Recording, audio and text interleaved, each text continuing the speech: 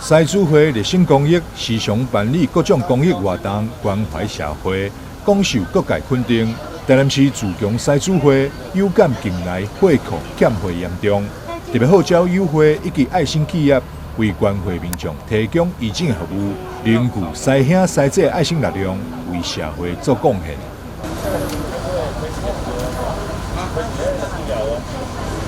自强西主会以往拢是伫中山公园办理关怀活动，但这次伫国民里长参选人王伯群甲宜宾里长参选人胡晴柔两位建议之下，特别来到安平办关怀，方便社区民众就近关怀做善事。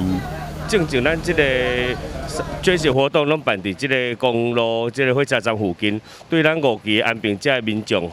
真无方便。距离啦，交通拢真无方便，所以即届咱西主会本身就拢一直咧做即个热心公益的捐血活动，所以我就甲好朋友自强西主会会长吴总者讲，是毋是有机会甲即个活动的现场刷来咱5期内底，互咱5期的民众毋免咱奔波安尼啊。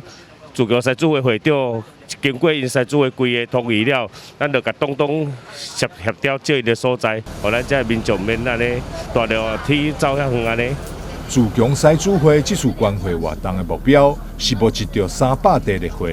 会长吴宗哲表示，活动一透早开始，现场就已经来了真侪的新民众排队关怀，看到这样踊跃情形，300袋的货应该伫中昼进前就会当募集完成。真感谢所有参与民众的热心热血。台南新闻张秀维采访报道。